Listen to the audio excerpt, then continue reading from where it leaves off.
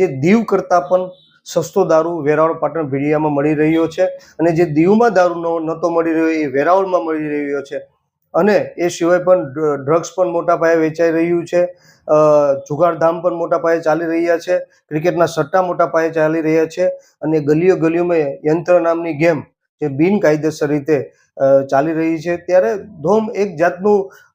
વેરાવળ પાટણ ભીડિયા શહેરને એક જાતનું કેસિનો જેવું બનાવી દેવામાં આવ્યું છે, જેમ ગોવામાં બનાવેલું હતું એવી પરિસ્થિતિનું નિર્માણ થતું। ત્યારે લોકો દ્વારા ખૂબ મારી પાસે ફરિયાદ કરવામાં આવેલી અને એના અનુસંધાને મેં એસપીશ્રીને પત્ર લખેલો કે સ્થાનિક પોલીસની દ્વારા મંજૂરી આપવામાં આવેલી છે અને નકલ રવાના નિલીપ રોયજીને જે સ્ટેટ મોનિટરિંગ સેલના અધ્યક્ષ છે ગુજરાતના અને director general of police DGP શ્રીને પત્ર લખેલો। ત્યારે આજ રોજ મને જાણવામાં આવ્યું કે અંદાજિત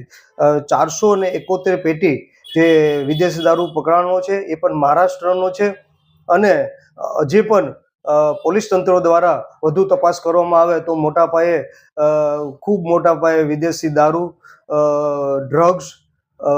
અને ક્રિકેટ સટ્ટા અને એના સિવાય પણ જુગારધામ અને યંત્ર નામની ગેમ જે ખાસ કરીને નાના મજૂર લોકો અને છેતરી રહ્યા છે, ગલીએ ગલીએ જાહેરમાં ખોલવામાં આવેલી છે તો મોટા પાયે પકડાય અને વેરાવળ ભીડિયા અને પાટણની પ્રજા જે નાનામાં નાના ગરીબ માણસો જે અને મારું યુવાધન જે આના રવાડે ચડ્યું છે એ યુવાધનને પણ બચાવી શકાય। ત્યારે હું ખાસ કરીને સ્ટેટ મોનિટરિંગ સેલના મુખ્ય અધિકારી નિલીપ રોયજીનું હું ખાસ કરીને એનો આભાર માનીશ અને director general of police DGP શ્રીનો પણ ખૂબ ખૂબ આભાર માનીશ કે આ રીતે કાર્ય કરતા રહ્યો અને સોમનાથ દાદા આપણે શક્તિ આપે આ રીતે કાર્ય કરવામાં। કે સ્થાનિક પોલીસે મંજૂરી આપેલી હોય અથવા આપેલી છે તો જ આ શક્ય હોઈ શકે, તો જ જાહેરમાં હોઈ શકે। પોલીસ ધારે તો 2 મિનિટમાં ગમે એને પકડી શકે, પોલીસ ધારે તો 2 મિનિટમાં ઓવરલોડ વાહન છે એને જવા દઈ શકે, 2 મિનિટમાં પકડી શકે, પોલીસ ધારે તો 2 મિનિટમાં ખોટી રીતે કોઈને દંડ આપી શકે। નાના નાના ગરીબ માણસો જે ગામડાથી વાહનો લઈને આવતા હોય અને 2 મિનિટમાં ધારે તો એને જવા દઈ શકે। એટલે પોલીસની નજર નીચે, કારણ કે ઘણી પ્રકારના બ્રાન્ચીસ છે, બધાની પોલીસની